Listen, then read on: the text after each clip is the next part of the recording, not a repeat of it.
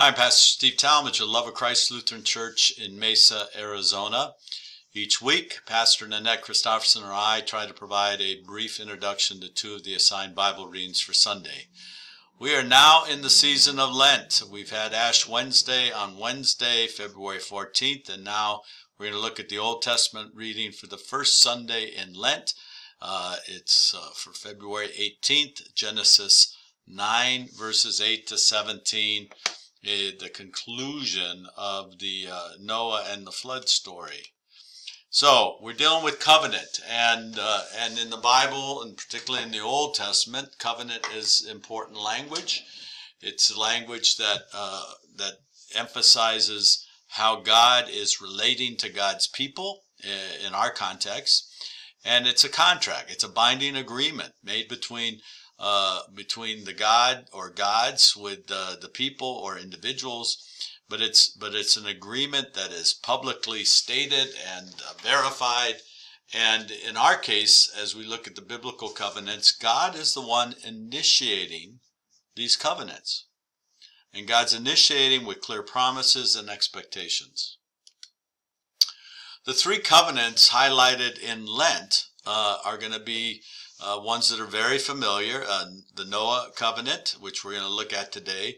The Abrahamic covenant, which is I'm going to bless you to be a blessing through you and your descendants. I'm going to bring blessing to the world. Moses, the covenant is the Ten Commandments and the clear direction on how we are to relate to God, relate to family, community, and neighbor. And so we'll see those in future weeks. But today we're going to take a look at the Noahic covenant, or Noah's covenant with God, or God's covenant with Noah. And again, this little slide shows you that in our sense, our Bible is a covenant document. The Old and New Testament are really Old and New covenants that God has made. The Latin word for covenant is testament. So that's where our Bible has an Old Testament and a New Testament.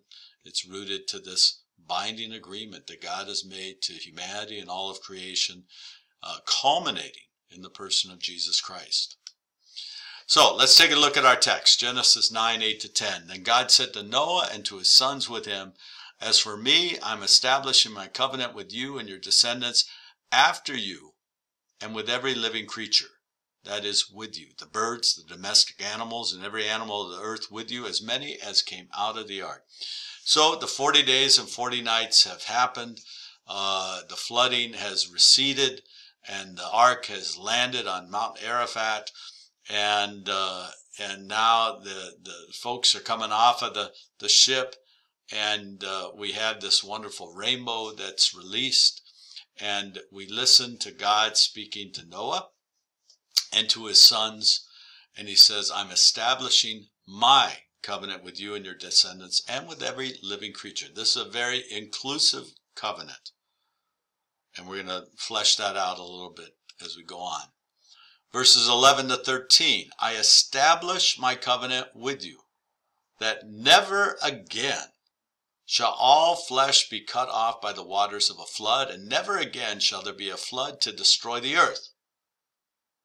God said, "This is the sign of the covenant that I make between me and you and every living creature that is with you for all future generations. I have set my bow in the clouds, and it shall be a sign of the covenant between me and the earth." Again, this isn't just a covenant with Noah and his sons. This is a covenant with creation by God, initiated by God. Verses 14 to 16.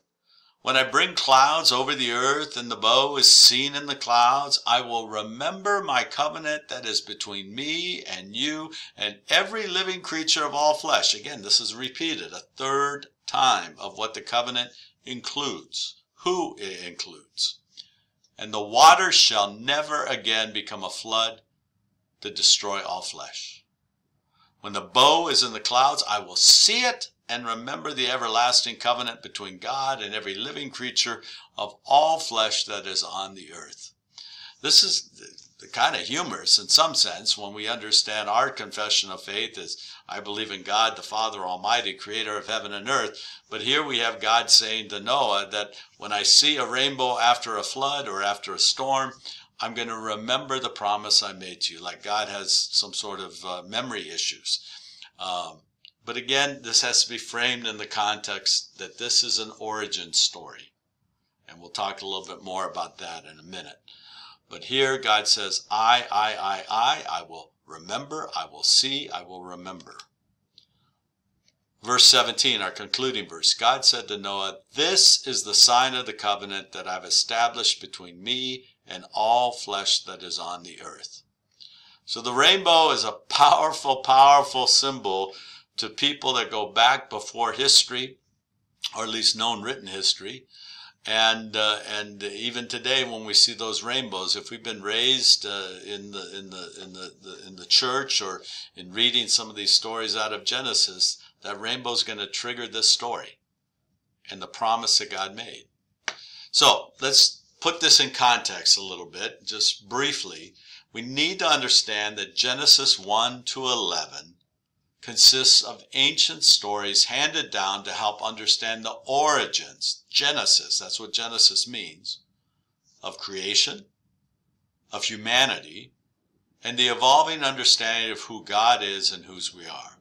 As we travel through these early chapters from creation and its goodness in chapters 1 and 2, through the exile from paradise, chapters 3 and 4, and the consequence of broken relationships between God, family, and neighbor, we eventually get to a tipping point where God is tempted to start the whole enterprise over. That's the Noah story. That God is ready to just flood the earth and start all over again because of the rebelliousness and the brokenness of relationships between God, family, and neighbor. So what does the story of Noah tell us about God? Well, there are two things. No matter how opposed humanity stands against God and God's reign, God will not give up on God's ultimate mission to bring blessing to God's creation and creatures. God also makes a promise to Noah, his sons, all humanity, and all creation, never again to destroy the gift of creation and humanity due to their disobedience. So this is a powerful story to hold on to as generation after generation passes in the midst of the highs and lows, in the times of celebration and the times of great sorrow, that God has demonstrated through history God's commitment to hang in there with us. And God's not going to destroy the earth, though you and I might have the potential to do it by the technologies that we create, by the weapons that we create, by the way we treat one another. But God will not. That's the promise that God has made. We see God's grace and initiative in this story. The first thing to notice about God's covenant with Noah is that it is not, in fact, with Noah alone, nor with only his family, but rather with every living creature. All flesh. God commits God's self, not just to humanity, but to all of creation. The second extraordinary detail about this covenant is that it does not involve the legal reciprocities of a treaty. Instead, the obligations rest with God. God is the one making the promise. God is the one that's doing the acting here, and it's not dependent on the people. As Dr. Terence Fredheim points out, because this covenant comes without condition, I'll do this if, we might think of it as a promise rather than a treaty. God reaches out to the world, and God does all the heavy lifting.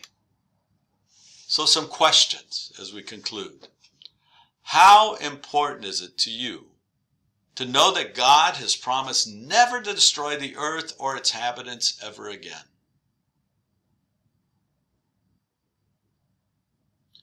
What does that mean when you listen to some in Christian circles proclaim God is somehow involved with unleashing viruses, disease, or launches wars to accomplish God's purpose of bringing blessing to all? So read the story of Noah and the ark, ponder these questions, but hold tight to the promise that God has made in this ancient story that we still remember whenever we look at a rainbow. God bless. Take care. The gift of a rainbow. Oh, sorry, I thought I was done. The gift of a rainbow after rain, links us to this ancient story of God's grace, mercy, and desire to stay in relationship with creation and humanity forever, no matter how difficult, stormy, or bleak. So this is the conclusion. Look at a rainbow and just remember, it's a sign of grace, mercy, and God's desire to stay in relationship with all of creation, no matter how stormy, difficult, or bleak. Now, take care. God bless.